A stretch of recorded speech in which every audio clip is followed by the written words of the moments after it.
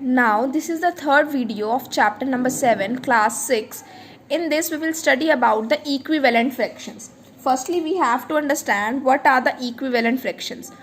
Equivalent fractions वो होती हैं जिनकी वैल्यू अब अगर आप सिंपलेस्ट फॉर्म में चेंज कर दे तो सबकी वैल्यू क्या आए, सेम आए. उन फ्रैक्शंस को हम क्या बोलते हैं, इक्विवेलेंट फ्रैक्शंस.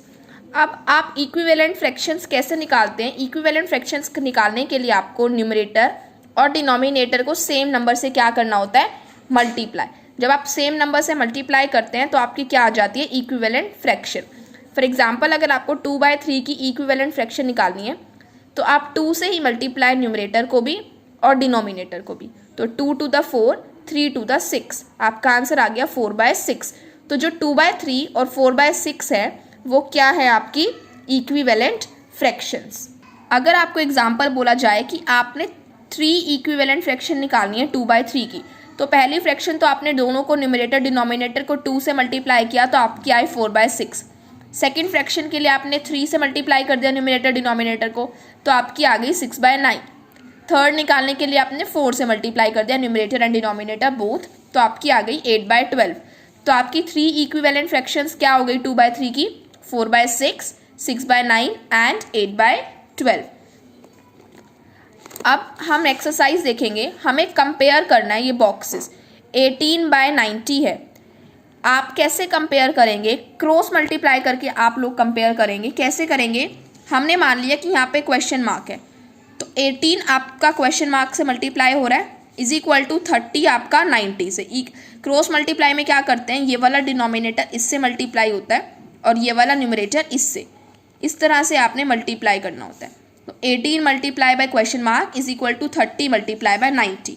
तो जब आपने 30 और 90 को मल्टीप्लाई किया तो आपका आंसर आया 2700. अब हमने करा था सेकेंड चैप्टर में कि जो मल्टीप्लिकेशन वाली टर्म होती है वो इज इक्वल टू के दूसरी साइड जाकर क्या हो जाती है, डिवाइड. तो आप क्या करेंगे, 2700 को 18 से डिवाइड करेंगे. जब हमने डिवाइड किया तो आपने जब इसको कट किया तो ये 9 to the 18, 9 3 the 27 और 2 0 एज इट इज़. फिर 2 1 the 2, 2 की टेबल से जब आप 300 डिवाइड करेंगे तो आपका आएगा 150. तो आपकी क्वेश्चन मार्क की वैल्यू आ गई 150. इट मीन्स आपका बॉक्स में क्या आएगा, 150. अगर आप सेकेंड क्वेश्चन देखें तो 105/85 इज इक्वल टू 21/डैश. तो अब आप 105 को हमने क्वेश्चन मार्क मान लिया यहाँ पे डैश को, इज इक्वल टू 21 × 85. जब आपने 21 × 85 एज इट इज़, जो मल्टीप्लाई में थी टर्म वो नीचे आके क्या हो गई, डिवाइड में. अब मैं क्या कर रही हूँ, 5 से कट करूँगी, 7 से कट करूँगी, 7 3 the 21. इसको जब आप 7 से डिवाइड करेंगे तो आपका आंसर आएगा 7 1 the 7. आपका यहाँ पे 3 कॉमा उतरेगा, 7 1 the 7, आपका 3 बचेगा और 3 जब आप इसके आगे लगाएंगे तो 35, 7 5 the 35. अगर आपको ऐसे क्लियर नहीं है तो आप 105 को 7 से जब डिवाइड करेंगे तो आपका आंसर आएगा 15. फिर आपने क्या करा, इन दोनों को 3 1 the 3, 3 5 the 15. फिर अब इन दोनों को 5 और 85 को 5 की टेबल में काटा, 5 1 the 5, और जब आप 85 को 5 से डिवाइड करेंगे तो आपका आंसर आएगा 17. तो ऊपर यहाँ पे 17 बच गया, यहाँ 1 और यहाँ पे भी 1, तो 17 1 the 17. तो आपके क्वेश्चन मार्क की वैल्यू क्या आ गई, 17. तो आप बॉक्स में क्या फिल करेंगे, 17. Now look at question number 1. हमें 8/12 की इक्विवेलेंट फ्रैक्शन निकालनी है. तो कभी भी हमें किसी भी नंबर की इक्विवेलेंट फ्रैक्शन निकालने के लिए क्या करना है, अगर आप देखें 8 में 4 ऐड करें और 12 में 4 ऐड करें, एडिशन और सब्ट्रैक्शन से आप कभी भी इक्विवेलेंट फ्रैक्शन नहीं निकाल सकते. और जब आपको इक्विवेलेंट फ्रैक्शन निकालनी है तो जब आप मल्टीप्लाई करें तो आप उसको 1 से ग्रेटर नंबर से करें या फिर आप उसको डिवाइड करें. तो यहाँ पे 0 0 से डिवाइड हो रहा है तो ये आप अगर 0 से मल्टीप्लाई कर रहे हैं तो ये भी 0 आएगा और 12 0 दा भी 0 आएगा. तो ये आपका क्या हो गया, गलत. लेकिन अगर आप यहाँ पे देखें बी पार्ट में 8 और 12 दोनों 4 की टेबल में आते हैं. तो जब आपने 8 को 4 से डिवाइड किया तो आपका आंसर आया 2 और 12 को 4 से डिवाइड किया तो आपका आंसर आया 3. तो 2/3 है और जब आप इसकी सिंपलेस्ट फॉर्म निकाल रहे हैं तो वो 2/3 आ रही है. इट मीन्स 8/12 की इक्विवेलेंट फ्रैक्शन क्या हो गई, 8 divided by 4 and 12 divided by 4. Now हमें 7/9 की इक्विवेलेंट फ्रैक्शन निकालनी है. तो अगर आप यहाँ पर देखेंगे तो अगर आपने 7 को 2 से मल्टीप्लाई करा तो 14 9 को भी 2 से मल्टीप्लाई करा तो 18। तो फर्स्ट पार्ट जो है वो आपकी 7/9 की क्या आ रही है, equivalent fraction. Now third is equivalent fraction निकालनी है 7/3 की, न्यूमरेटर आपका 70 होना चाहिए। मीन्स आपको 7 को किससे मल्टीप्लाई करना है, 10 से। तो ऊपर मल्टीप्लाई कर रहे हैं 10 से, तो दैट इज 70। डिनोमिनेटर को भी जब आप 10 से मल्टीप्लाई करेंगे तो 3 10 30। तो आपकी फ्रैक्शन होनी चाहिए 70/30। वो कौन सी आपकी बी पार्ट, तो इसमें क्या हो गया आपका बी पार्ट। अब आप हमें देखें, हमें 4 इक्विवेलेंट फ्रैक्शंस निकालनी है। पहले ये 1/2, अगर आप इसको कट करेंगे 3 1 3 3 2 6, इसकी भी क्या आएगी 1/2। इसको कट करें 2 1 2 2 2 4, इसकी भी क्या आएगी 1/2।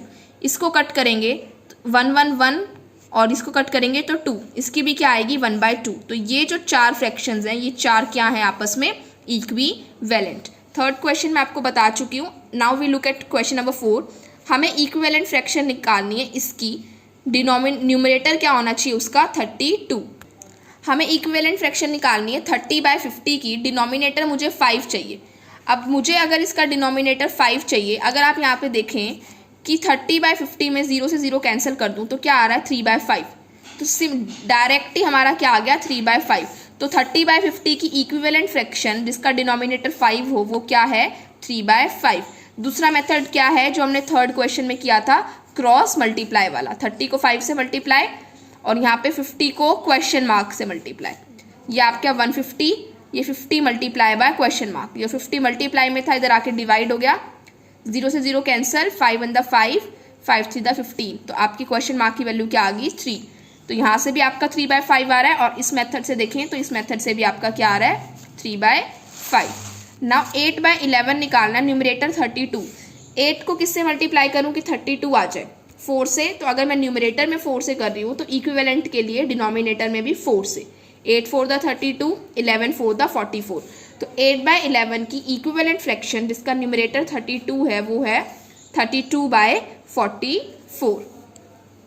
नाउ क्वेश्चन नंबर 5, हमें 4 इक्विवेलेंट फ्रैक्शन लिखनी है 3 की। तो डिनोमिनेटर में जिसके कुछ नहीं होता उसमें हम अपना 1 लगाते हैं। फर्स्ट के लिए 2 और 2 से मल्टीप्लाई, 3 2 6, 1 2 2, देन 3 से 3 3 9, 1 3 3, देन 4 से 3 4 12, 1 4 4, देन 5 से 3 5 15, 1 5 5। तो 3 की 4 इक्विवेलेंट फ्रैक्शंस आ गई 6/2, 9/3, 12/4 एंड 15/5। सिमिलरली 2/9 के लिए किया आपने, दोनों को 2 से मल्टीप्लाई 4/18, देन 3 से मल्टीप्लाई 6/27, 4 से मल्टीप्लाई 8/36, 5 से मल्टीप्लाई 10/45। तो 2/9 की 4 इक्विवेलेंट फ्रैक्शंस आ गई 4/18, 6/27, 8/36 and 10/45। Now next is replace question mark with correct number. पहले आप इन दोनों को सॉल्व करेंगे। 6/7 इज इक्वल टू 18/। अगर आप देखें यहाँ पे 6 है, यहाँ पे 18, तो 6 को अगर आप 3 से मल्टीप्लाई करते हैं तो आपका 18 आता है। तो अगर आपने यहाँ पे 6 को मल्टीप्लाई करा 3 से तो 18 आ रहा है। तो 7 को भी आपको 3 से करना पड़ेगा, तो 7 को भी 3 से मल्टीप्लाई करके क्या आ रहा है 21। तो इस वाले क्वेश्चन मार्क का आंसर क्या आ गया आपका 21। नाउ इसको और इसको करेंगे। 7 को आप किससे मल्टीप्लाई करें कि 35 आ जाए। अगर आप 7 को 5 से करते हैं तो 35 आता है। तो आपको न्यूमरेटर में भी 6 को किससे करना है 5 से। 6 5 30। तो इस वाले क्वेश्चन मार्क का आपका आंसर आ गया 30। तो आपका ये क्या बन गया 6/7 is equal to 18/21 is equal to 30/35।